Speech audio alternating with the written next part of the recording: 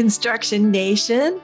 Welcome to Lead with Trust. I'm Sue Dyer, and I've been on a 3-decade journey to figure out how to make sure our construction projects succeed and produce some extraordinary results. My trusted leader journey has led me to work on over 4,000 construction projects worth over $180 billion. In this podcast, I'm here to teach you everything I've learned. One thing I know is that it starts with the leaders of the businesses and organizations that come together to build a project. If that's you, let's get going.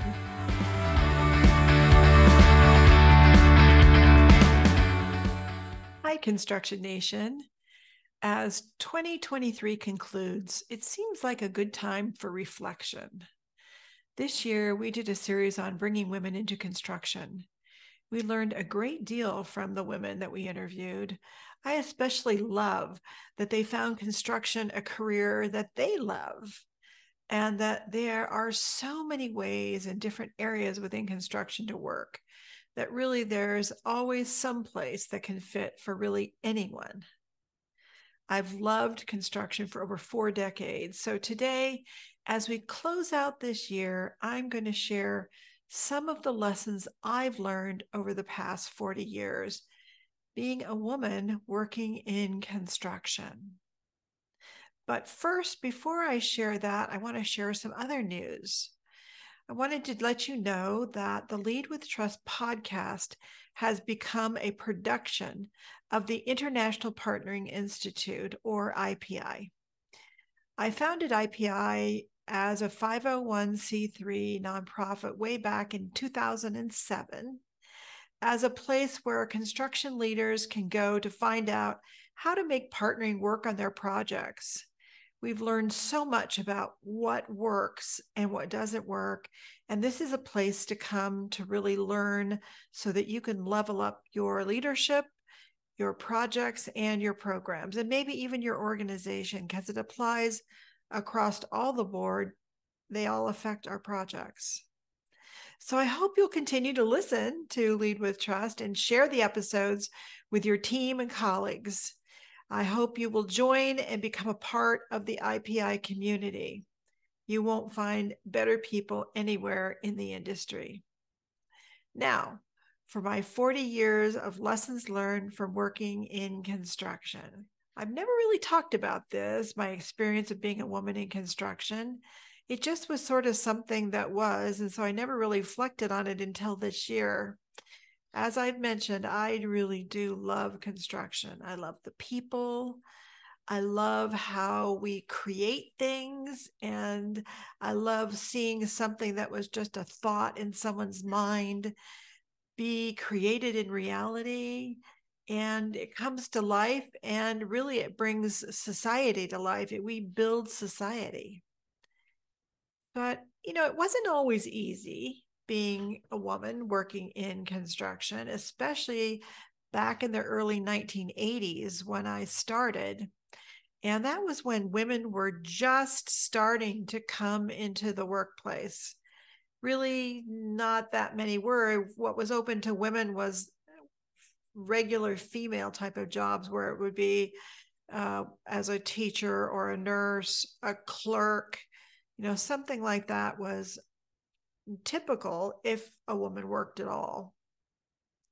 But things were really different back then. So, for example, when I got married in 1970, I couldn't get a credit card in my name without my husband signing off that it was okay with him.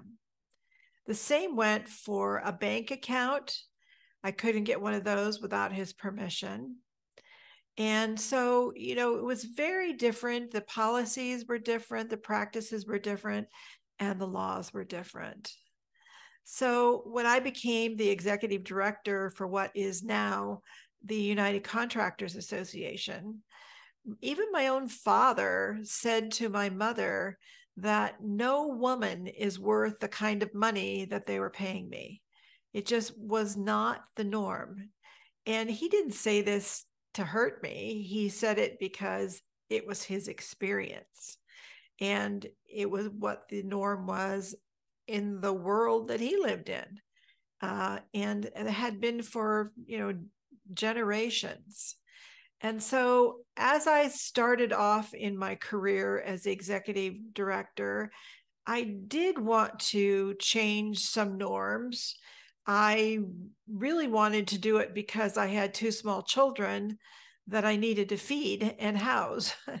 But I always moved forward with kindness, always looking to do what was the right thing for everyone involved. And if people didn't understand my role, then I would try to help them understand. And that did happen because they weren't accustomed to working with a woman.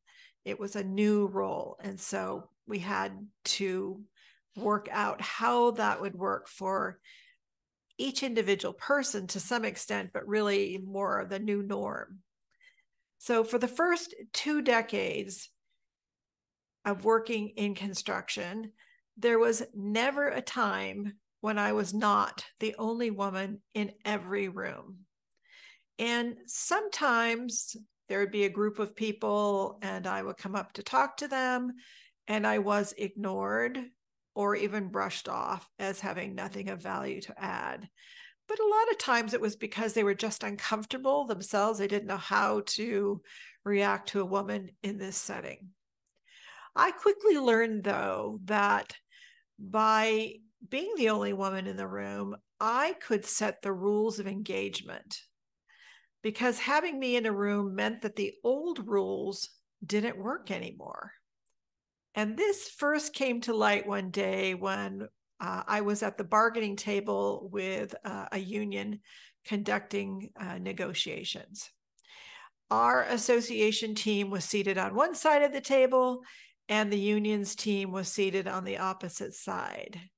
When they started the negotiations, it started with a lot of pounding on the table and loud accusations. Swear words were prevalent and punctuated in every sentence. Then a very interesting thing happened.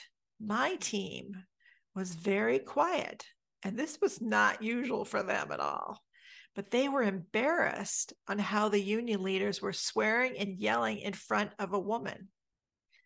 That was when I realized that I get to set the rules here. And so I did.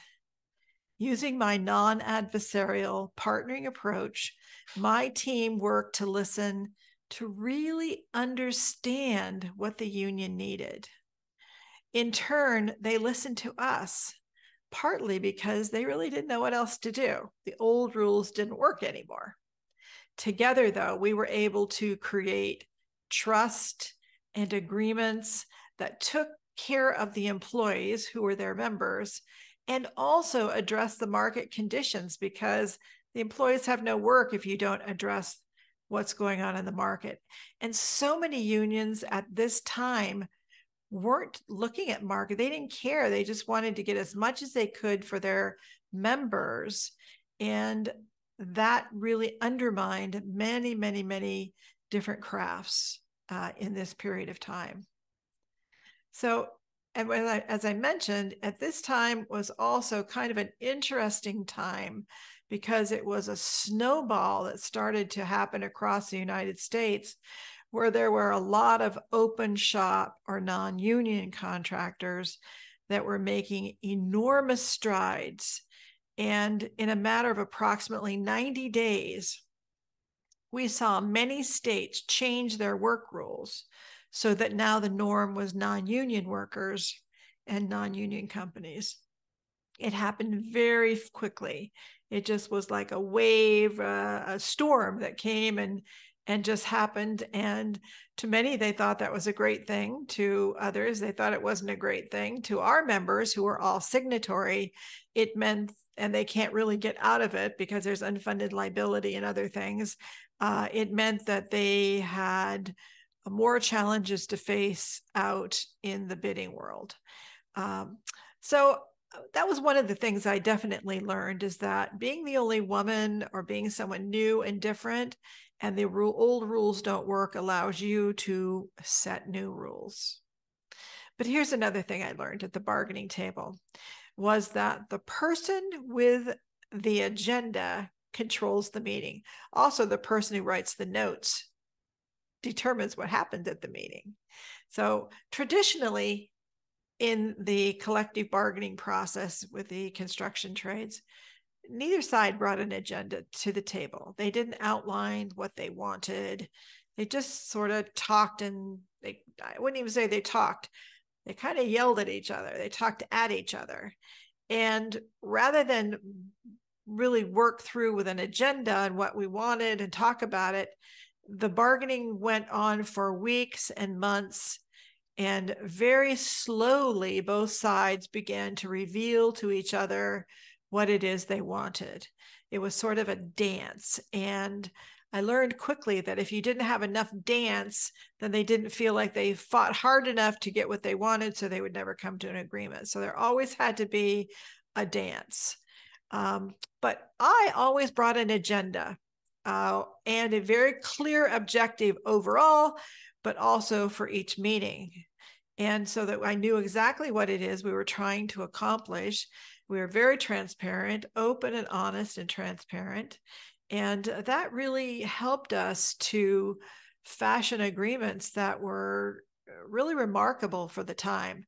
In fact, that's how I got my nickname of the Snake Lady, is that apparently I can accomplish what other people thought were impossible.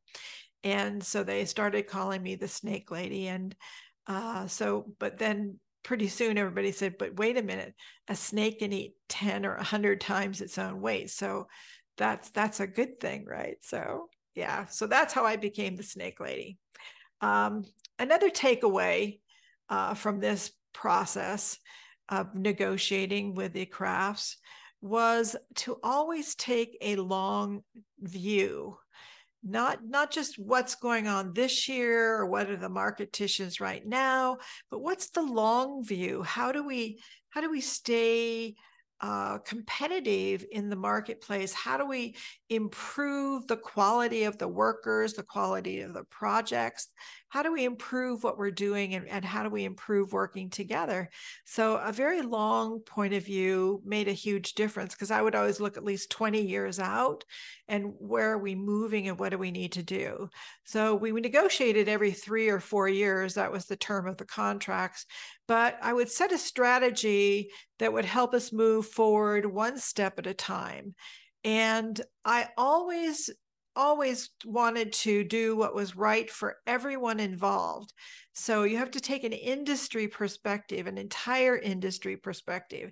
And if you're doing that, then you're going to do what's right for the individual employers, the contractors, as well as the individual workers who are members of the union, as well as for the union and everyone in between. But this lesson learned on the long view was also something that stuck with me. So, when I started my own company and I left United Contractors, I wanted to create a company that would last at least 100 years. So in everything that I worked on, I would always have that in mind. And then after 36 years at the helm, I sold the business to Rob Ray, who's now the president, for him to take the lead for the next 35 years. And then when he's ready to hand it off, he'll hand it off to someone else. So it's been designed that way because of this long-term view. And I could see the business perhaps going on for way beyond 100 years now. It could really go on for hundreds of years if the people that get it handed off to decide that that's what they want. Another lesson that I learned that is construction people are, I think of them as the salt of the earth, the best people, pragmatic, concrete thinkers. They make things happen. And they really don't care if you're a man or a woman, purple, green, or very different, if you can get the job done. Construction has a very accepting culture for really anybody who wants to come into it.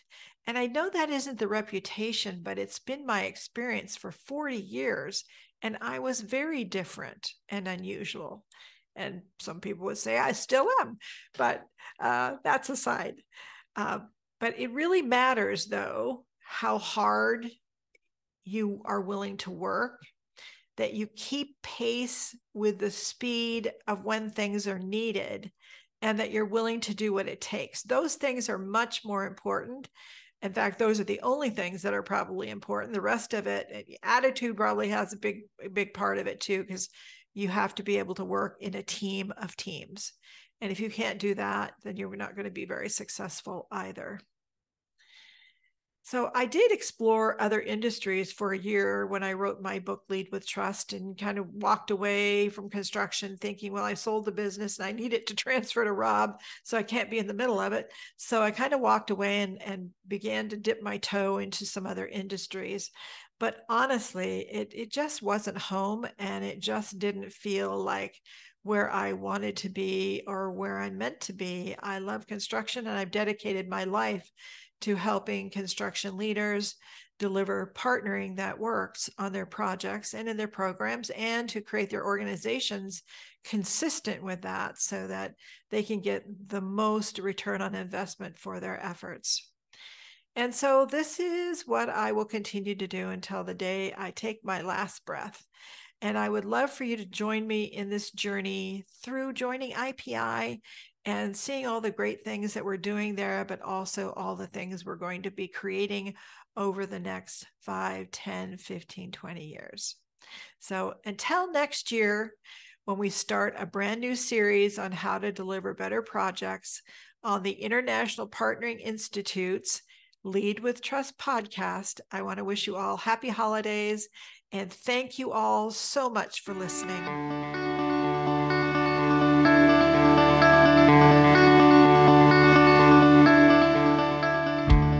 Okay, Construction Nation, I hope you enjoyed today's episode of Lead with Trust.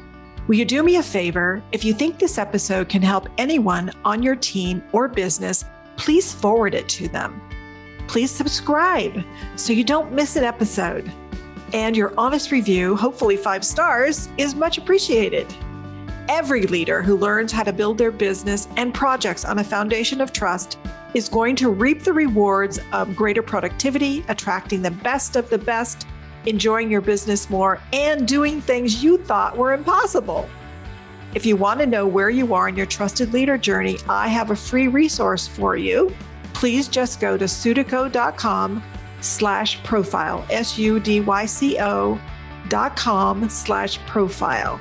And you can grab it there and find out where you are on your trusted leader journey. And so that is a wrap for today. Can't wait until I get a chance to hang out with you again next week. And until then, have a great day.